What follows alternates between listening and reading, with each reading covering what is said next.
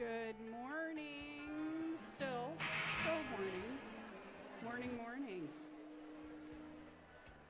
Good morning. Still. Chris, how is it morning? Okay, what sound? Morning. Okay. Good morning. Love still. Chris, how is it morning? Okay, what sound? Morning. Thank you, Jamie Cons. Good morning. I also have another still. Chris, how is it morning? Okay, lovely. Morning. Thank you, Jamie Cons. Good morning. I also have another still. Chris, how is it morning? Okay, lovely. Morning. Aren't those the women? Thank you, Jamie Cons. Good morning. I also have another still. Chris, how is it morning? Okay, lovely. Morning. Aren't those the women? Thank you, Jamie Cons. Good morning. I also have another still. Chris, how is it morning? Okay, lovely. Morning. Aren't those the women? Thank you, Jamie Cons. Good morning. I also have another still. Chris, how is it morning? Okay, lovely. Morning. Aren't those the women? Thank you, Jamie Cons. Good morning. I also have another still. Chris, how is it morning? Okay, lovely. Morning. Aren't those the women? Thank you, Jamie Cons. Good morning. I also have another still. Chris, how is it morning? Okay, lovely. Morning. Aren't those the women? Thank you, Jamie Cons. Good morning. I also have another still. Chris, how is it morning? Okay, lovely. Morning. Aren't those the women? Thank you, Jamie Cons. Good morning. I also have another still. Chris, how is it morning? Okay, lovely. Morning. Aren't those the women? Thank you, Jamie Cons. Good morning. I also have another still. Chris, how is it morning? Okay, lovely. Morning. Aren't those the women?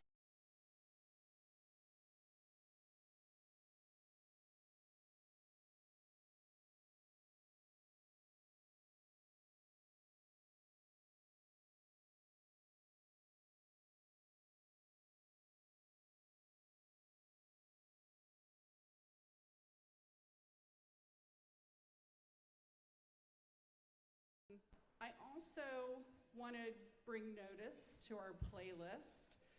We lost a very special lady yesterday, or it was announced yesterday, from Dolly Parton. And if we could all take a little bit of Dolly, wouldn't the world be a better place?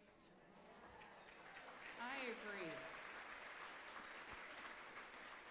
agree. So I'm going to let you eat, chat with your table, but chat quickly because we have such an amazing panel that we want to give them every minute. So I'll see you in about 10 minutes, okay?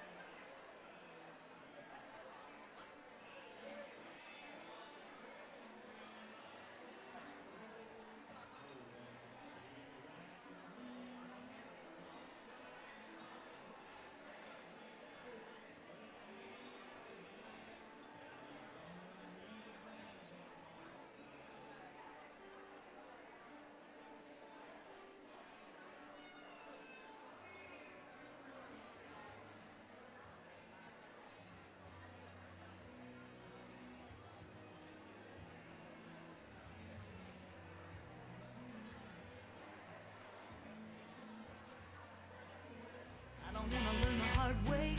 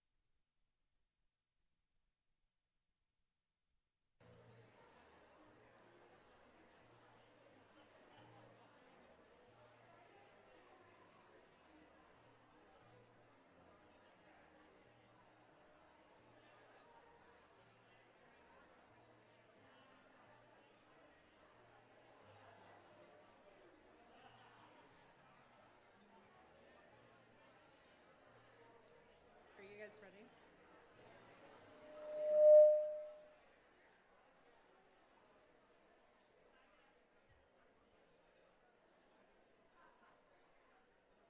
Okay.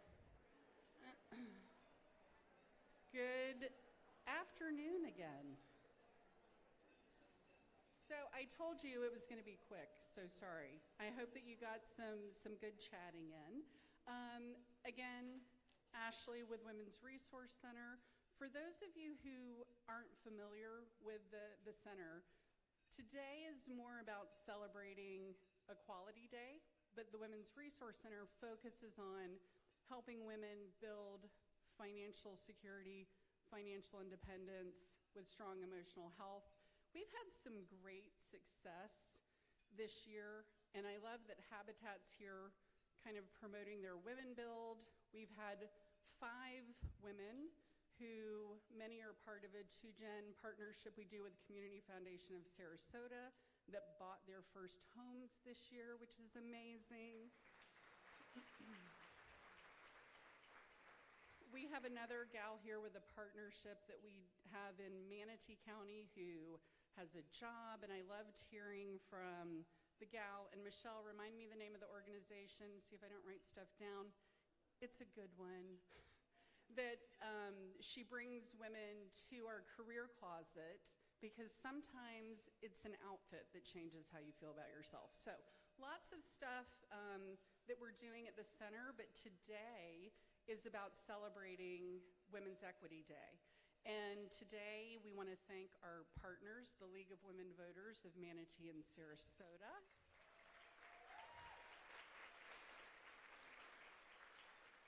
And this is the 3rd time I've said this today, but when you've been in your role for as long as I have, you get to work with some amazing people.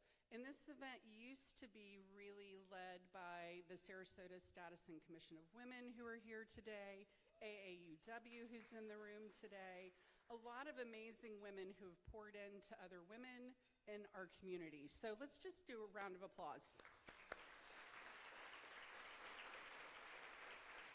And we couldn't do it without the support of our sponsors. Goodwill Minnesota is the presenting sponsor for Equality Day. Thank you, Dawn, and your team.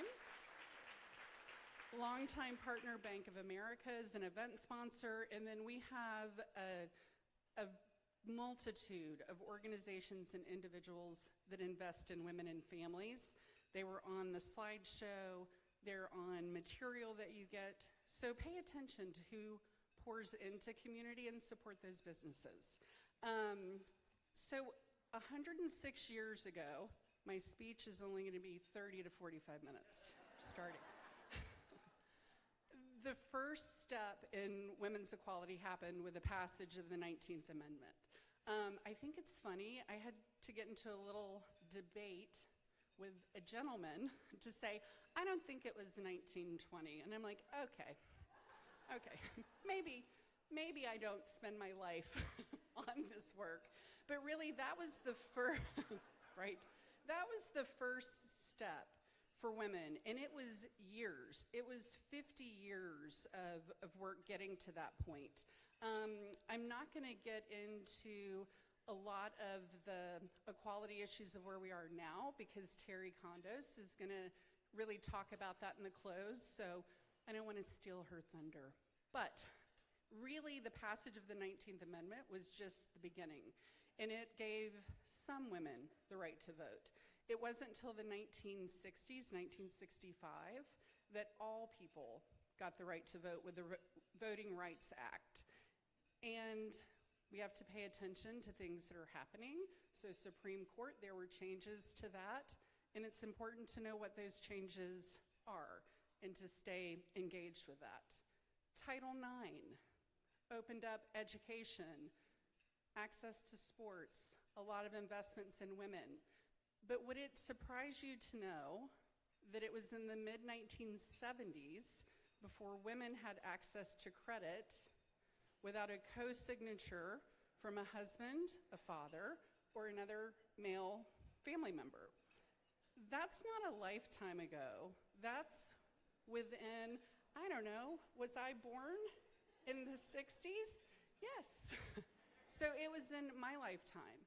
It was in your lifetime. And I think that it's important to remember that a lot of the work that's been done has given us the opportunity to have a wonderful celebration like this, because women have all kinds of choices now. Do you want to be a doctor? Do you want to own a radio station? Do you want to be an entrepreneur? Do you want to be a stay-at-home mom? Which, P.S., hardest job ever. I said no to that. I did it the right way with wonderful stepdaughters, who one is here today, and my beautiful granddaughter, because 9 is not too early to start these conversations, Penny. So, but celebrating the different choices that we have and that we lean into is part of what we want to recognize.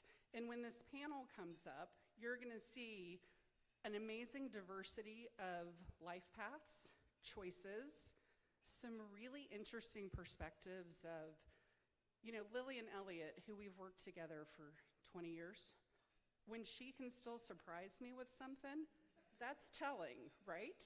So, but before I introduce our panel, and I wanna say thank you, ladies, for sharing your time, your energy, and your expertise. It is the work that we do here, the work of bringing you together. Mandy Domer, who's of course hiding. Thank you, Mandy, for all your work and efforts. And Ann Carter, who we're gonna clap for again. Thank you. And then the board, the staff, the volunteers of both the Women's Resource Center, the League of Women Voters, a lot of work and energy went into creating this. And then I want us to remember as we're going here, and even though Oysterific was still our winner, I'm gonna demand some form of recount. I wanna say that my word is inspired and grateful, because the power of the podium. I'm cheating and taking 2 words. And it's the people in this room and the people I get to work with, both at the Women's Resource Center and community, that is really special. And I think we lean into it and keep uplifting and supporting each other. And then when we come together next year in a bigger room, we're gonna celebrate women again and all the progress we continue to make. So on that note, you are done with me for today. I know, it's sad, Margie, sad. Okay, clapping, really? My team's like, yes, get her off. We are live streaming this, and when we do the recap email, we're gonna share a link to the recording. So if you hear something that you think is worth sharing with somebody who wasn't able to be here, please share it. It'll be on our YouTube channel. And now we're gonna bring our panel up, and I'm just gonna introduce the fabulous Mercedes Soler, who is gonna be facilitating this conversation. And Mercedes is gonna introduce the panelists, but Mercedes, thank you for giving your time and your talent. When we realized we had a superstar with maybe more credentials than me in the moderating, as a journalist and an author and a former, I don't know, CNN Espanol newscaster, we were like, it's a no-brainer. So thank you for being here, and you guys are up for a great conversation. And we do want questions, so don't be shy. Mercedes.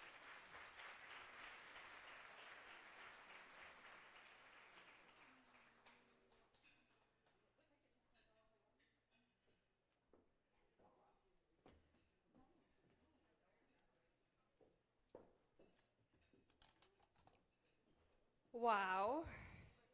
En español, wow.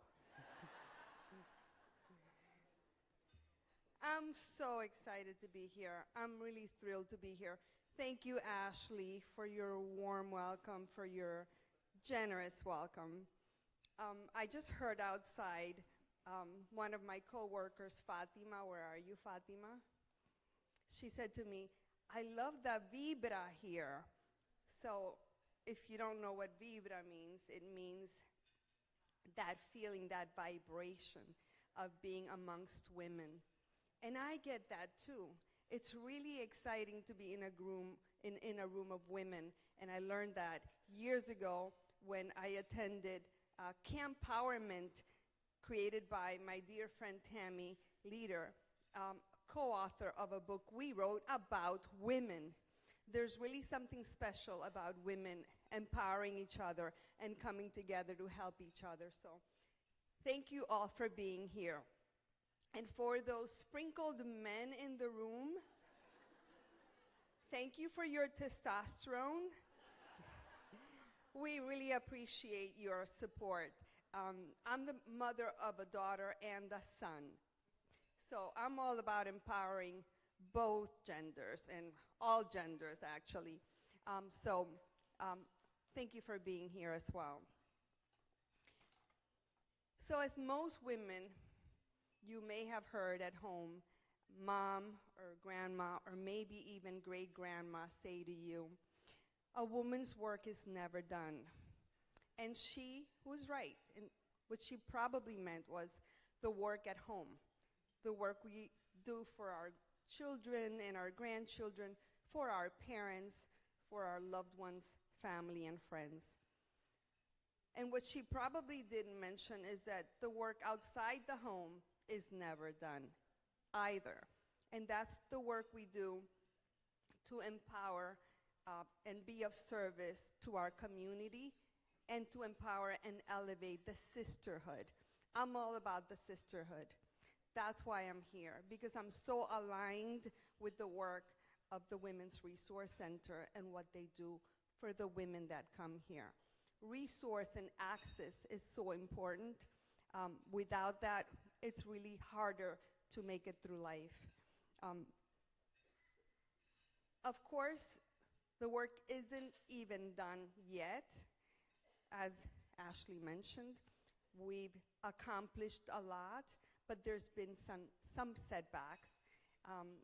So we're kind of recalibrating and calling on all women to pay attention, as Ashley said, and help us move the work forward. And the panel that you see here is comprised of women who have been doing that work, right? They've been doing it a lifetime throughout their careers and throughout their journeys. And they're here to help us keep moving it forward. Hopefully by the end of our conversation today, we'll all be able to pick a little bit of wisdom from this conversation to move that needle forward when we leave. So to get started, I'm going to ask our illustrious panelists to please introduce themselves in a minute or less, ladies. And we're going to start right here with Teresa on my left. So my name is Teresa Rahm. I'm an ER doctor at Manatee Memorial Hospital. I'm also the medical director for emergency services for Manatee Healthcare System. And what that means is the ER at Manatee and 3, soon to be 4, freestanding emergency departments. This is not my comfort zone. You guys may like it here. I like the ER better, and a microphone in front of me is not my style, but who says no to Ashley? Medicine doesn't define me. I think my favorite thing is being a mom to 2 amazing kids. My daughter is 33. She lives out in Washington, is married to an ER doctor, and she and he just summited Denali. And then my son is crazy. He's an adaptive skier, and he's actually the world's best. So, I'm the one at the family dinners that's really not in the spotlight. It's all about them. So, thank you.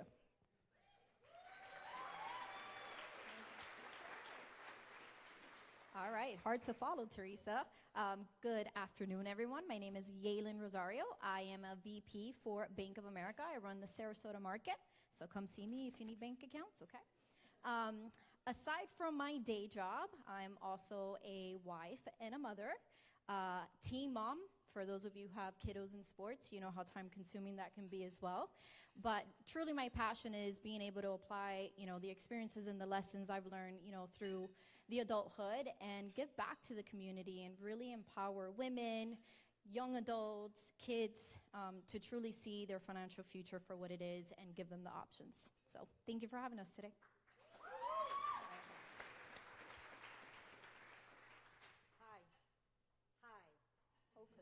See, you do need it.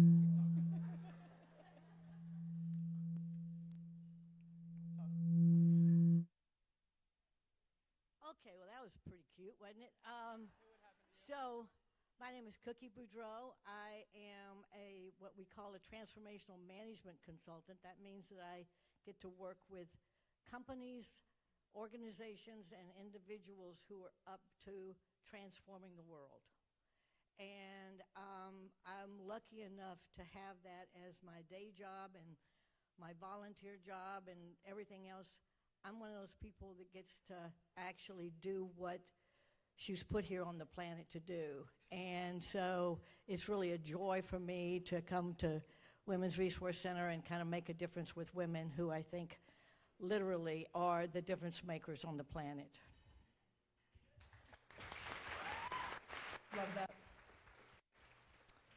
My name is Olivia D'Amico. I'm an artist and entrepreneur, and I've recently joined the Oysters Rock hospitality team, so Oysterific, as our director of creative and culture. And I think, to kind of go off with Teresa, I love a microphone. So they were like, who wants to share? And I was like, not me. I want my own. And I think, again, the theater kid in me is like, does anyone want to sing? Do we want to do anything?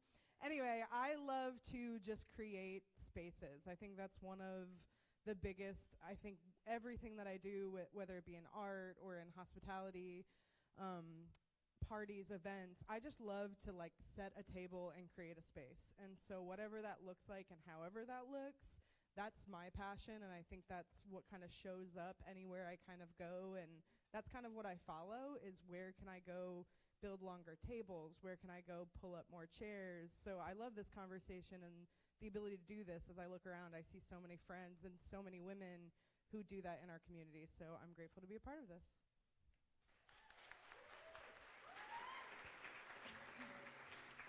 Hello, everyone.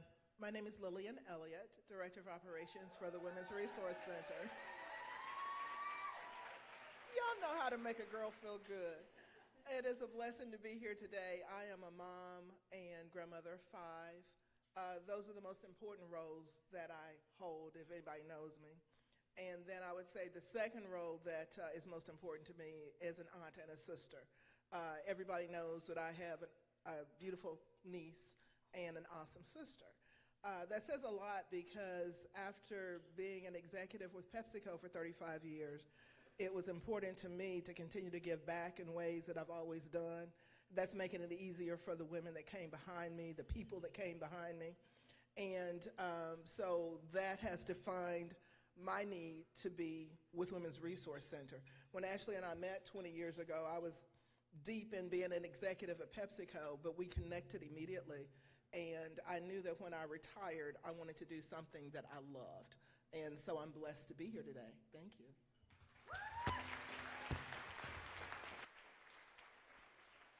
So last night we heard of the passing of Dolly Parton, a woman that, whether we like music or not, and I think everybody likes music, was an amazing trailblazer, right?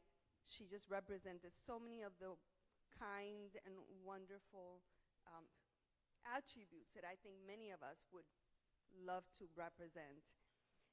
And so she's passed, and I'm a very spiritual person, and I'm always thinking of my antepasados, my forebears, those who came before me and upon whose shoulders I stand.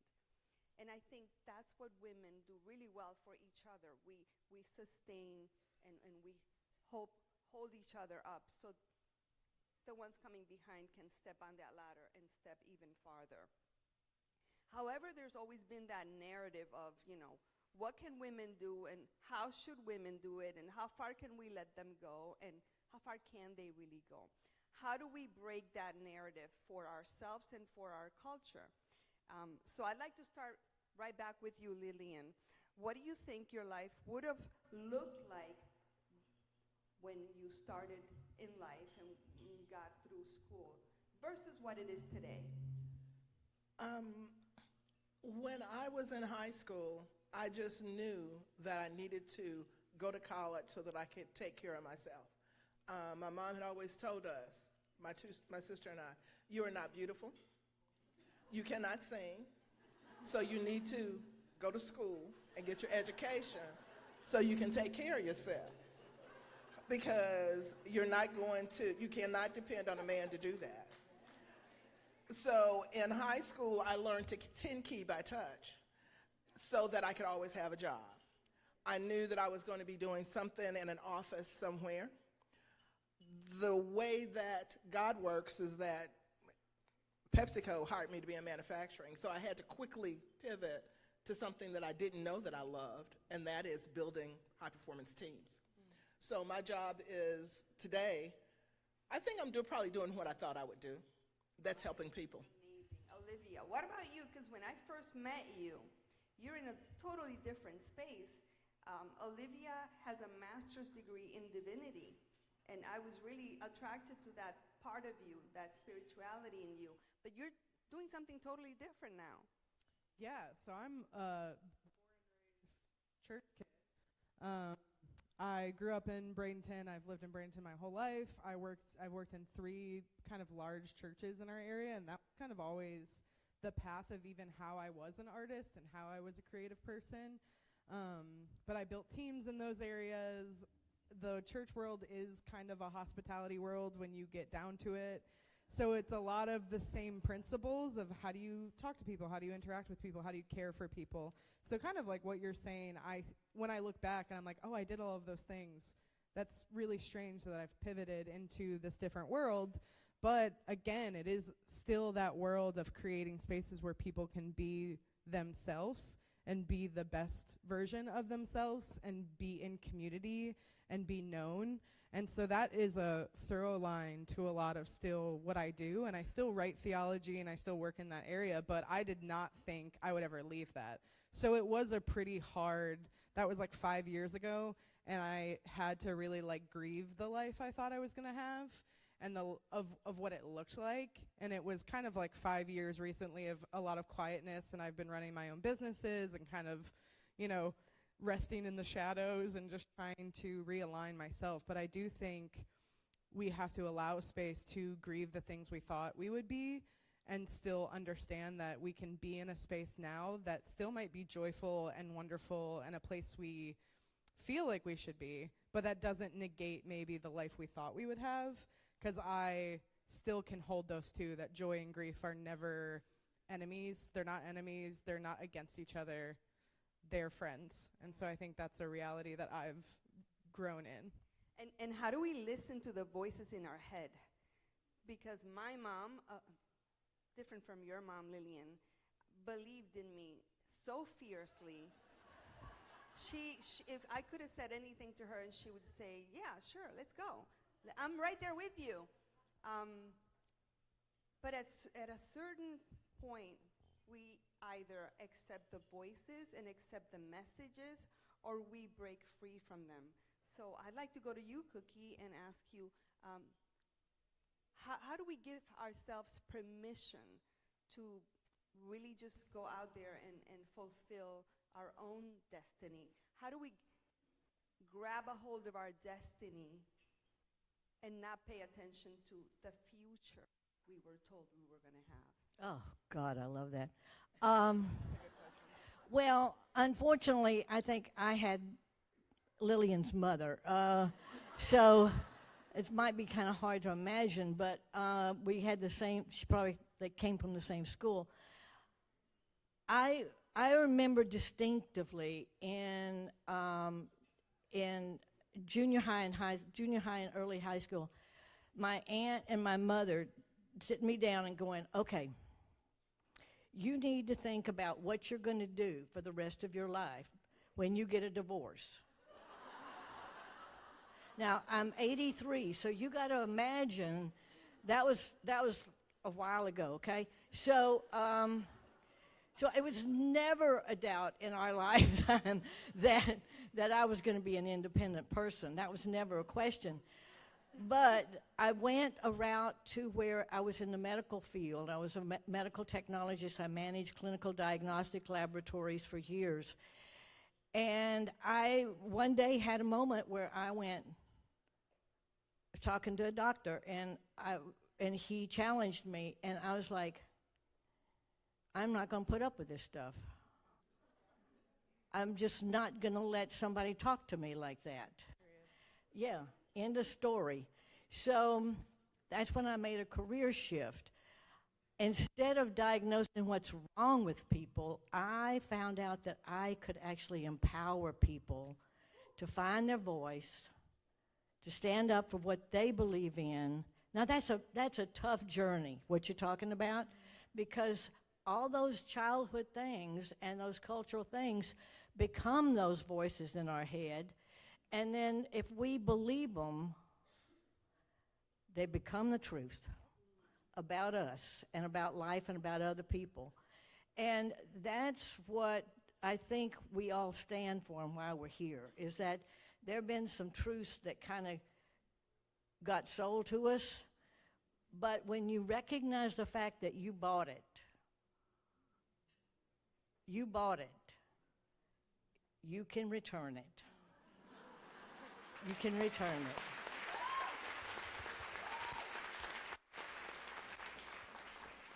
Don't return anything just yet. Because it's hard, right? Getting out of a hole, a well, a difficult situation. I'm an immigrant. I came to the U.S. when I was 12. My family had absolutely nothing, zero. And it wasn't until much later in my life that I realized freedom is not just coming to America and fleeing communism in Cuba. Freedom also has to do with finances. It has to do with being able to have the money to do what you want, because money is power. And power is doing what you want to do.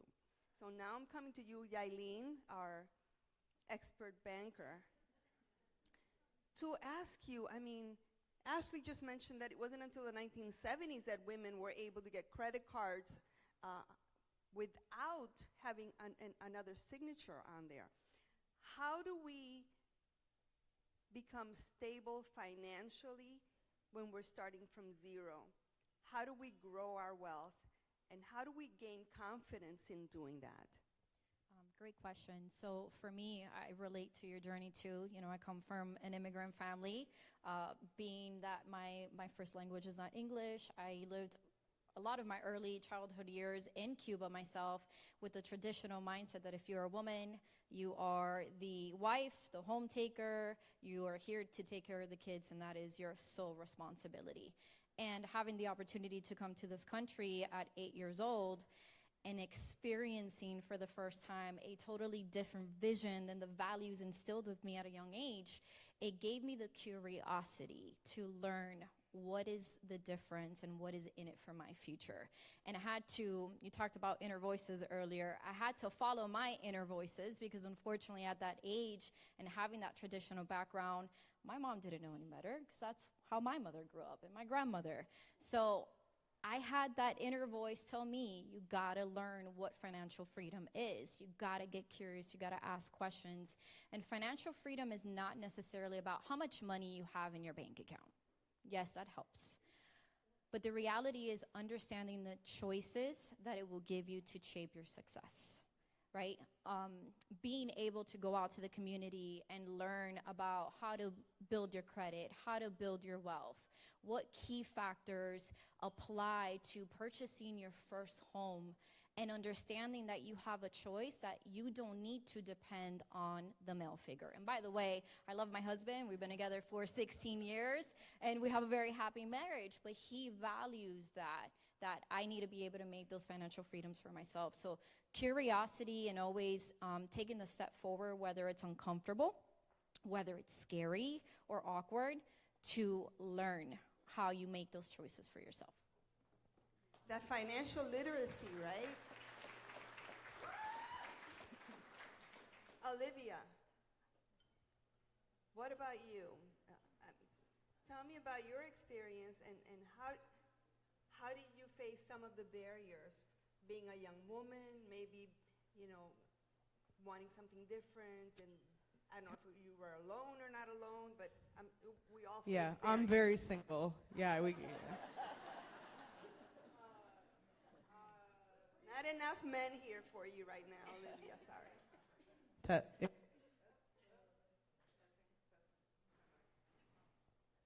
Is it? Oh, there we go. I grew up. I think this is cutting in and out. I grew up in low income, free and reduced lunch. Economically, again, in our area in Manatee County, 2 parents who were working multiple jobs, 4 kids kind of thing. So all of no rich uncle, no grandparents, no money coming our way. When my grandparents died, we had like 24 hours to get everything out of their house kind of thing. So for me, any wealth that I built has been my own wealth. And it's been my, I'm almost 34 years old. I've built businesses with no funding. I've gone after things with no funding. When I started one of my businesses, I literally had like $1,500. And I was like, this is what I got. We are going to ask for favors, and I'm going to pull stuff out of the trash. And being an artist, you just put some paint on it, and you make it pretty. And so I think for me, and I put myself through my undergrad, my graduate degree, and I went to a private university, so not cheap. There was no like funding or state funding.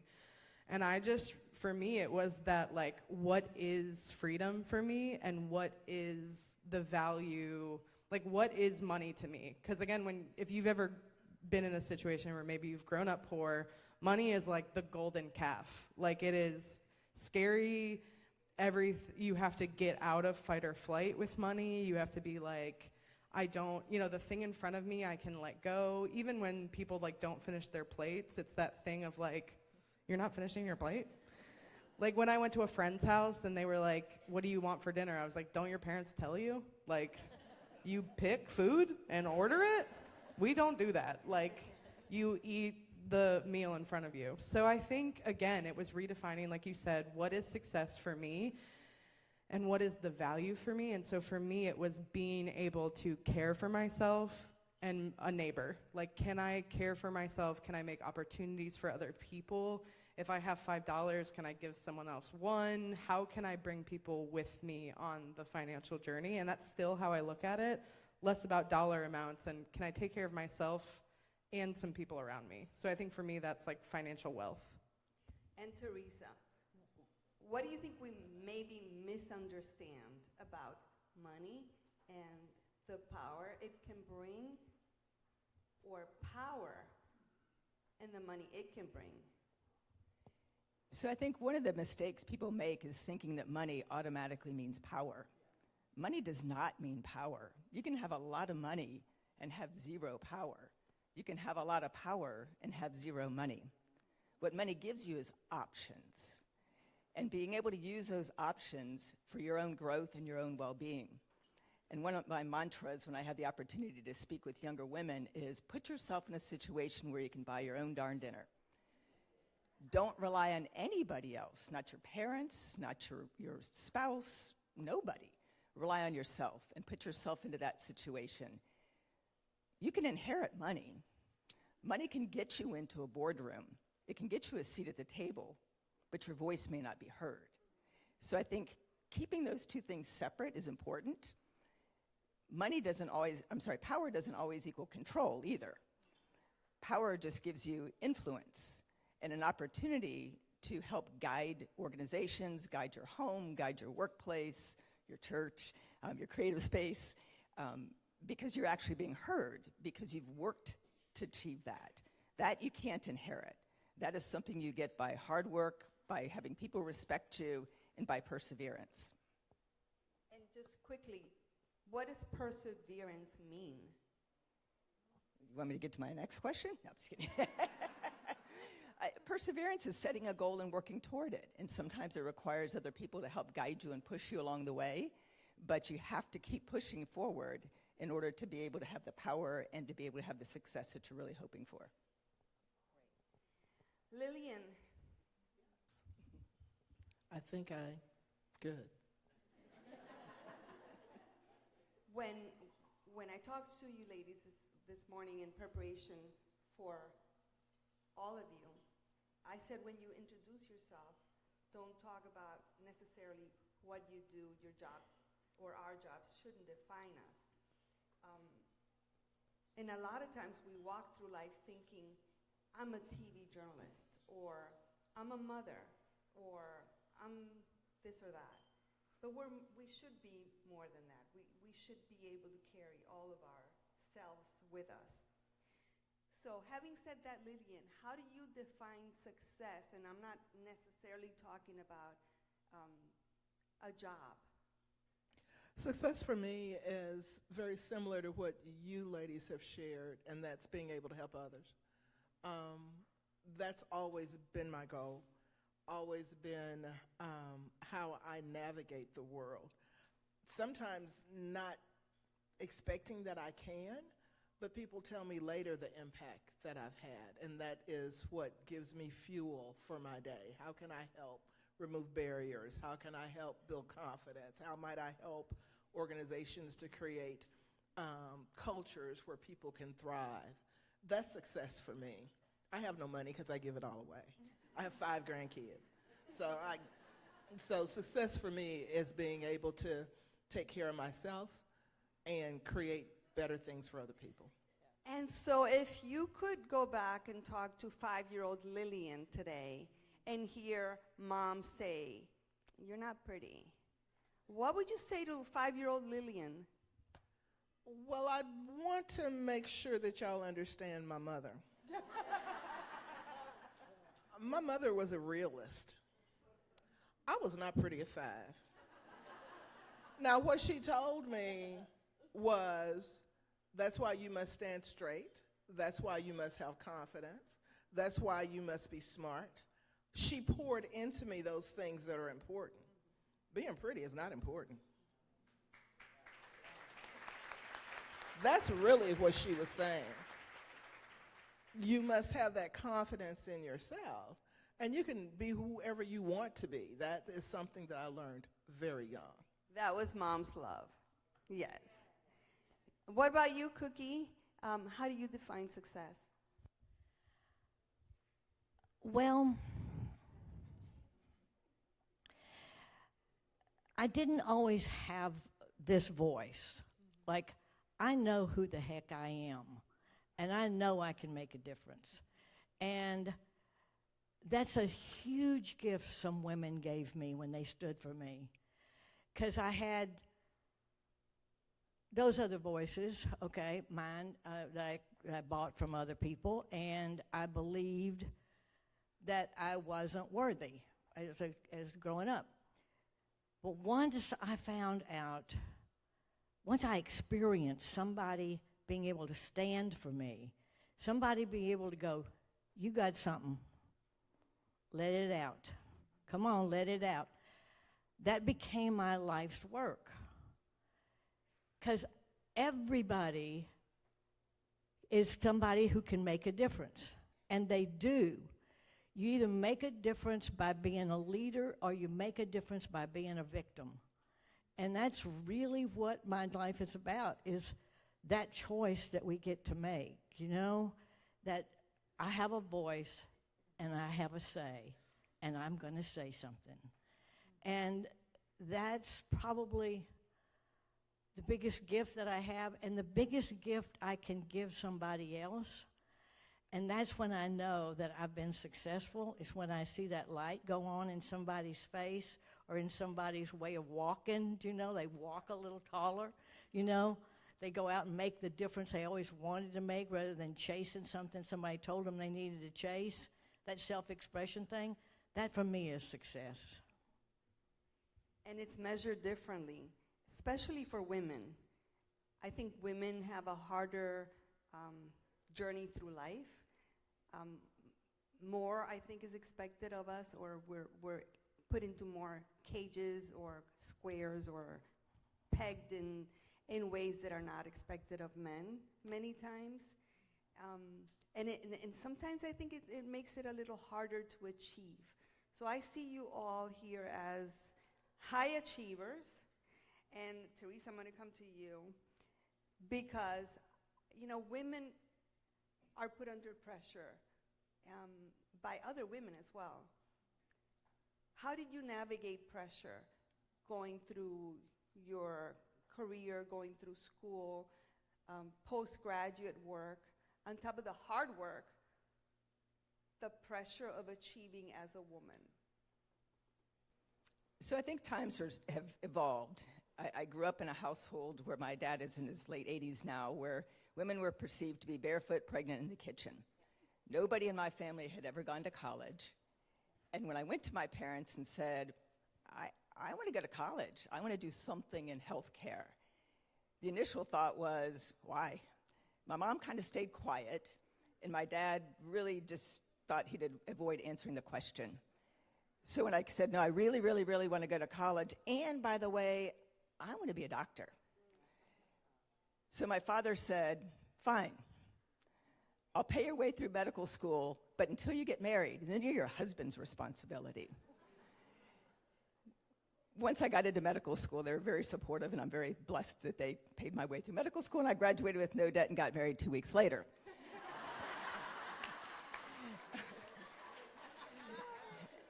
Your husband planned that one really well. Absolutely. we knew how to do the math. But when I went to medical school, it was from 1984 to 1988. And at that time, only about 25% of medical students were women. And not only was it 75% of the guys in my class were men, but those teaching, the physicians I learned under, it was a very, very, very small amount of women who I actually was able to learn from, was able to be mentored by, and to be able to aspire to what they were doing. When I chose emergency medicine, that got even smaller. There was only about 15% of women that went into emergency medicine when I entered practice in 1990. When I ultimately got back home, because I grew up here in Bradenton, that was always my goal to practice here, I got asked to work at Manatee Memorial. 2000, I started at Manatee Memorial, the first female ER doctor at Manatee Memorial, and they opened in 1953. So as Mercedes pointed out, it really wasn't the men that made my job challenging. It was the female nurses. I started on as night shift, and they looked at me, a young, skinny thing at the time, and basically said, how are you going to work night shift here? And I had to work harder. I had to not complain. I had to be dedicated and responsible and persevere. And finally, I earned their respect. And when I earned their respect, I knew that I had clinical success. Because I'm smart enough to do the job, but you can't do it alone. What made me go from clinical success to becoming a leader was having the social capital, having the respect, and having the spot at the table. Now I started to get power, because now I had influence. I was able to make a difference and had a say in how we did our processes. And thankfully, they had the confidence in me, and I became the first female medical director in all of Manatee County.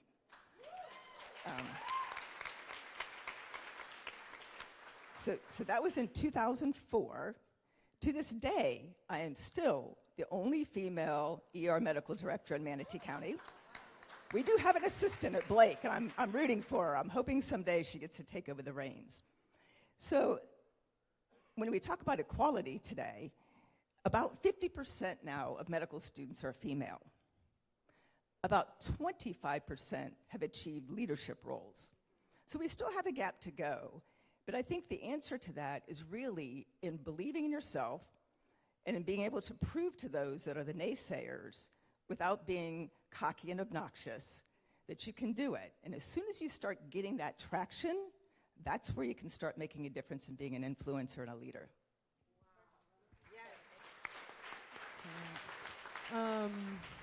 Because you just said something like the people that were the hardest were often the women in this situation. And I come from, again, a very male-dominated world in church, theology, that kind of world, and even the art world. It's still heavily male-dominated in the design, photography, film world, and that's kind of my focus in a lot of that. And then in my schooling, I had one female. In my undergrad, I had 2 female professors, and then by the time I got to my graduate degree, I had 1. And mine was a 3-year degree, a long degree to have one female professor with her, PhD in theology. And the same thing in my art. When I was in design school, I had one female design professor, and that was in 2010. But I think what we have to remember, and I think what happens from my perspective, is we become so fear-driven inside of all of us probably can see that somewhere in our industries, because maybe there's only one female role, and then it's like, if this person next to me, this other wonderful woman, gets promoted, they steal that from me. And I think collectively it takes us all helping to promote each other and show that there is more opportunity, that you winning doesn't mean me losing. And I think that's something, as a room full of incredible women and incredible people, that we're remembering that when we operate out of fear, it hurts all of us. When we operate in that position of, well, if they get it, I lose something, or if they get a pat on the back, that hurts me. Like, that's where we all suffer, and it's that equality thing to bring people up alongside of us, and I think that's what we do well as women, but then as soon as we let fear in, that's where we hurt each other. Yeah, so I think at least in my case,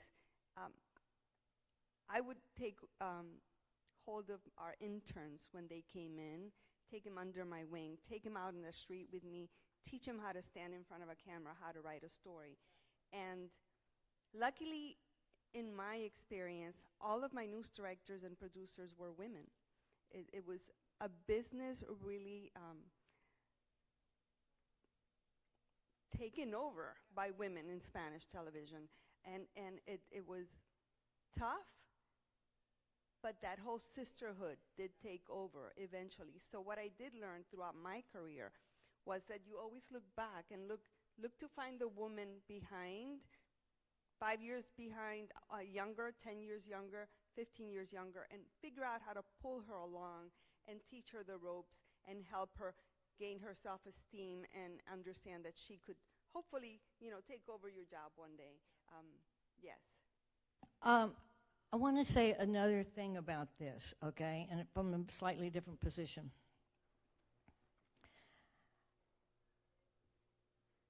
We have some men here, okay? But everybody has a mother, and when we're raising our children, if we raise them inside the conversation about equality and train men to listen to women and train women to listen to men and empower each other, that's something that we can all do to turn this thing around. Do you understand? Because I think sometimes, for me as a very strong-willed woman, okay, I can kind of put the men over here in the corner a little bit, do you know, like second-class citizens from time to time.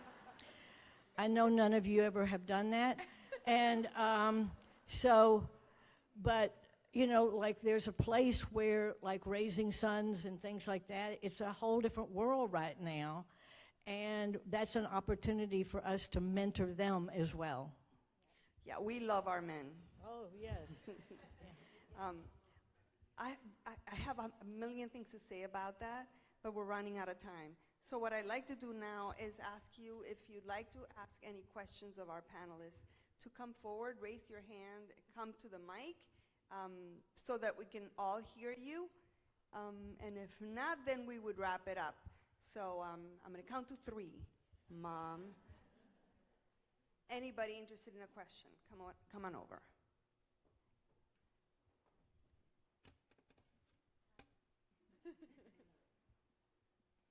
Hi, it has been amazing to hear from all of you. It's so inspiring. I want to cry. I cry for everything. I'm a mom, and I work full-time with my husband, and I love it. I love what we do. I love supporting him. I think we have a shared dream, and I love that. How do you go around in life trying to not feel that maybe you're lacking in your professional life and your home life at the same time? Because it's so hard to think that you could be doing better in both environments. So I don't know, how do you guys go around that? Yailin. Yes. So first thing I will say is it is tough. Some days will be better than others. You will find yourself crying a lot, but it's about having that communication with your spouse. Like today, I'm not going to get home till probably about 10 o'clock at night. My husband knows that he has to deal with sports and dinner and homework, and it's having that healthy balance. But when you have the corporate life, such as myself, my husband is a business owner, so that's tenfold the responsibilities as well. And then balancing two kids that need attention all the time, who have their own dreams, their own journeys. I battle that with that often. Am I being a good mom? Am I spending enough time with my kids? Am I spending enough time with my husband? Am I spending enough time at work? My boss is here, by the way. Okay. But it's a constant battle of give and take. Not every day is going to be perfect.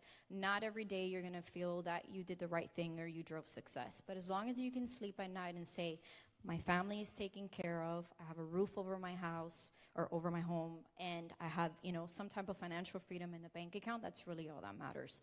But communication and knowing that sometimes your spouse is going to have to give the 80 and you only have 20 to give, and I have many days like that, is what balances each other. And know that you can have it all. Yeah. You can have it all, but not all at the same time. Not all at the same time. So when you figure that out, when you figure out that balance, you'll get to my age and you figure out, yeah, I did accomplish it all, I did have it all, I just couldn't do it all when I was 25. Yep. Oh, yeah. Yeah, patience. Perseverance, correct. Any other questions for our panelists? All right. Well, let's see. Is there? Oh, come on over, please. And I'm asking you to come over so everybody can hear when you ask a question. Thank you so much. It's an honor just to be here with you all. I'm not quite sure how to say this question, but some men that I know feel really threatened by women empowering themselves, and it's kind of become a thing even more recently. And so how do we explain that by women becoming more empowered, that we bring up everybody, the children, the men? When women come up, everybody, the whole culture, the whole society, the whole world comes up. How do we tell them that? I think you're referring to the manosphere. Anybody want to take that on? I just want to thank you for that question. The perspective that I have is quite different than most ladies on this panel. And I think that it is imperative that at this juncture, where we have told women to become educated, get that great job, and you will succeed. Last year, almost 400,000 of those women with double masters and PhDs in our government were let go. They'd done everything right. Those of us that are in that place cannot influence what you're talking about. Only you that hear that can influence that. Your husbands, your sons, your nephews, the people that you go to church with, make them uncomfortable at the dinner party. Don't go to the picnic and not speak up. That's what 1913 started, the suffrage movement.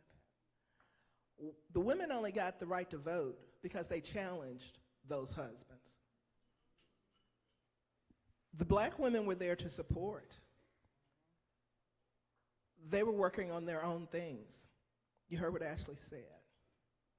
I have on my white and yellow as a nod to that, because it's time for you, Caucasian women, Latina women, to step up.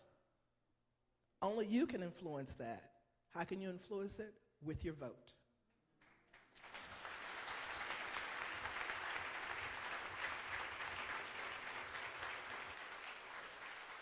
Any more questions?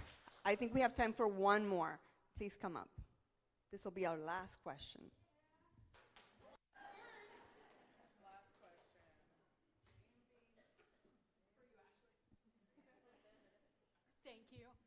Thank you. Hi. My name is Jessica Maxon Barrier, but I go by my initials, JMB. We have talked a lot about our past, our shared pasts, your personal pasts, your individual pasts, and we talk a lot about our personal past, the mosaic of who you are and who you've become. I want to hear about your future. What's the thing that you are the most excited about for the upcoming day, week, month, year, decade, century? Fast. We all answer. Starting with Teresa right here, and everybody gets to answer. So when you can get a room filled with people who are all on the same page and have passion, and here to support Women's Resource Center, whose mission is to engage, educate, to enrich and empower generations for all women. That says a lot, and to me that is exciting. And it's exciting to be a part of a movement and where we actually give a hand up, not a handout. We teach somebody to do something as opposed to doing it for them. We invest in people, our time, our resources, our wisdom, our money, our social capital, to give those people an opportunity to grow, an opportunity to become confident, and an opportunity to succeed. When they succeed, that's where the excitement begins. That journey from engaging and educating and enriching becomes empowerment. And I think that with more encouragement and more people doing things, that we have learned it is so important for those women who fought to have opportunity, the women who fought to have us being able to vote, for us to continue that journey that they started by pulling the next person up, by investing in our younger people, in the generations behind us, to teach them confidence, life skills, and with that power, bring the next person along. Well said. For me, it will be personally to continue to role model. You know, I tell my direct reports, I tell, you know, when I get to speak to the community, my kids at the football field, that you can be the youngest, the less tenured, the less educated in the room, but your voice still matters. Your voice still matters, and you need to do something with that power. You need to be able to speak up for what's right, for what's wrong, and demonstrate that everyone has it in them to continue to do good. Great. So, for me,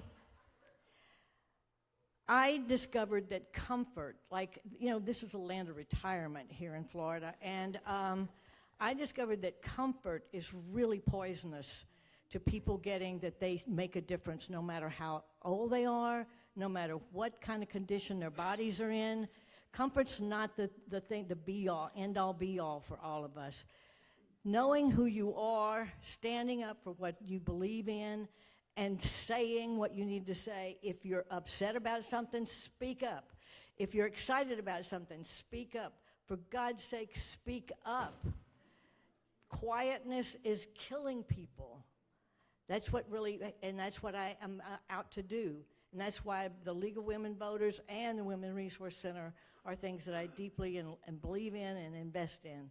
I hope every one of you takes something out of here today to go make some good trouble, okay? That's what I'm doing.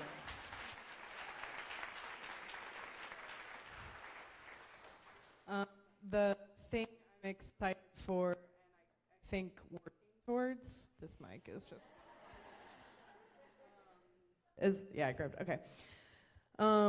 What you just said reminded me of MLK wrote a letter to Birmingham jail to white evangelicals. So he wrote it to Billy Graham. And if you know Billy Graham, he was one of the biggest revivalists. And he said, you saying nothing, basically if you read the letter, is hurting us more than anything. And so to the white evangelicals saying, you staying silent, you not speaking up for injustice or what is right or wrong, is poisoning us and it's hurting us. And so I think using my privilege as a white female in a lot of spaces, I hope people who say certain things are uncomfortable around me and they maybe think differently when they're around because they know maybe certain things are not okay to say or do.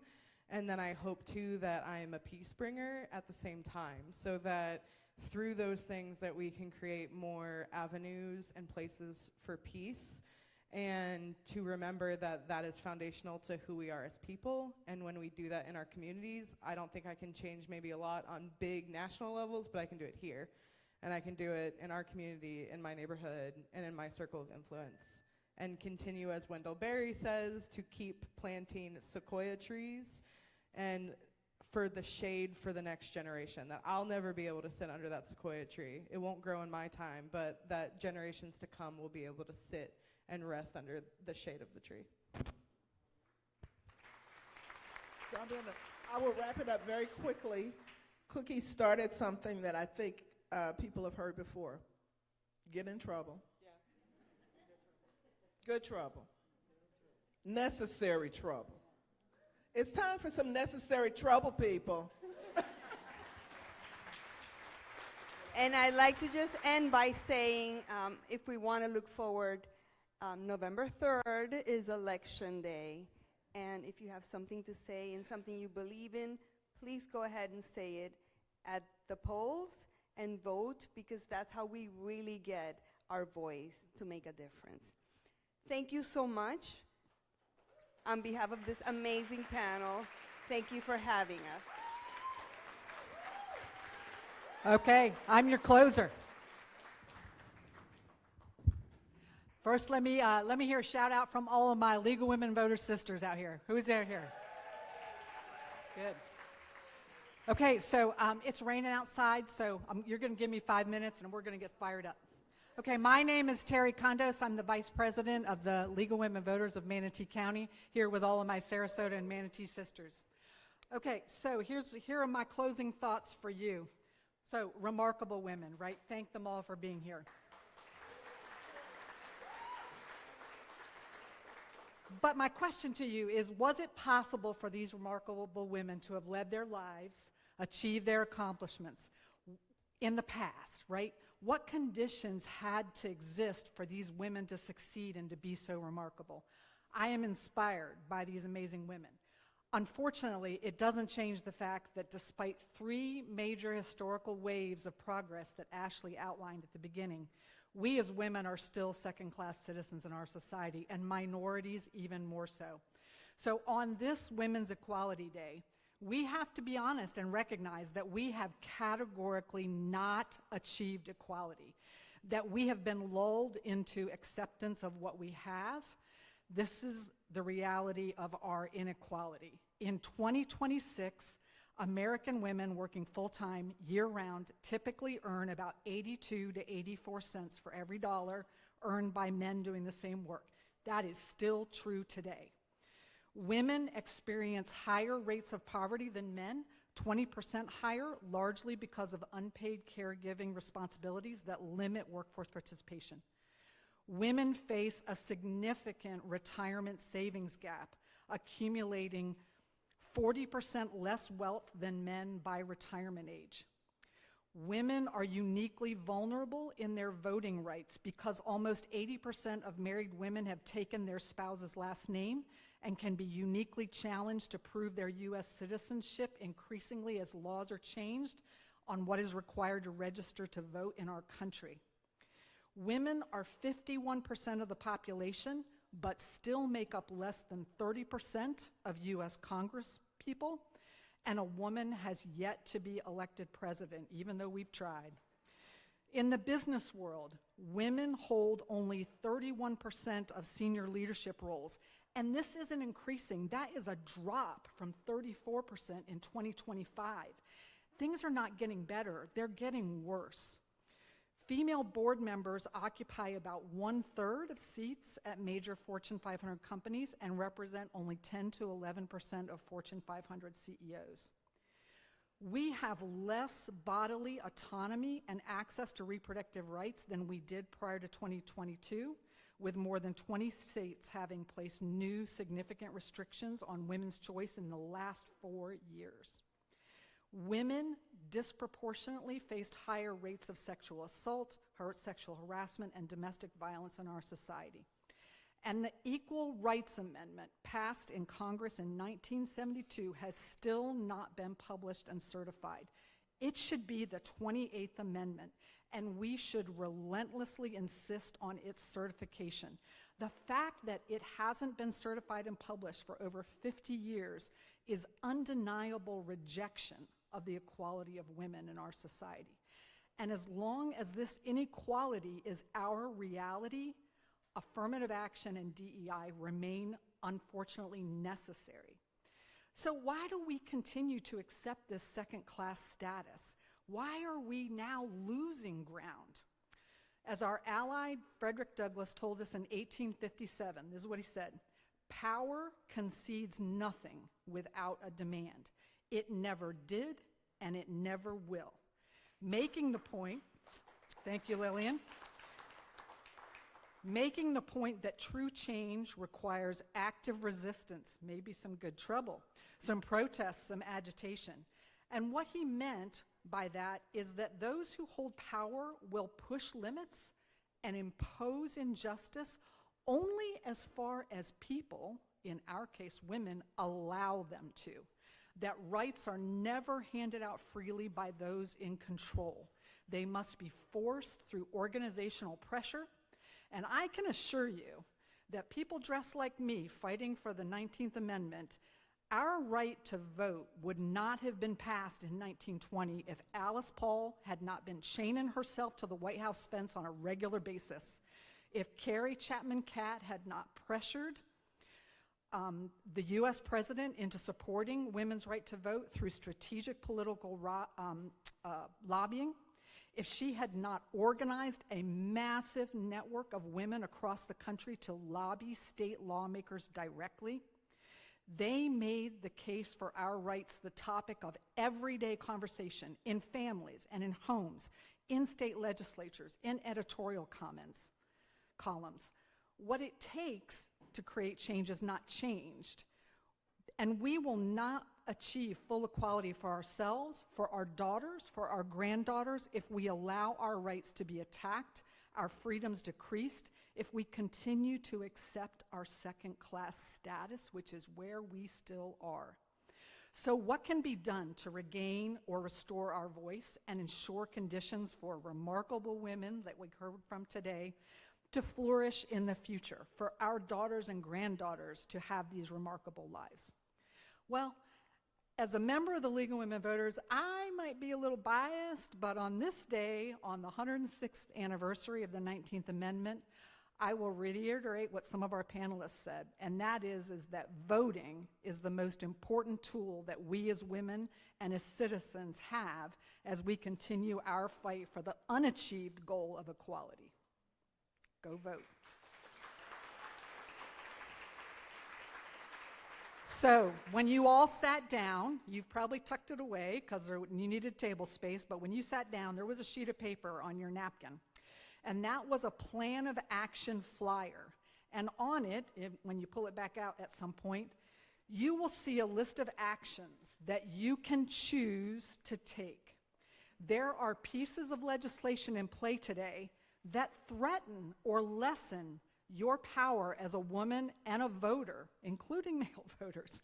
And those bills in Washington and Tallahassee need to be defeated.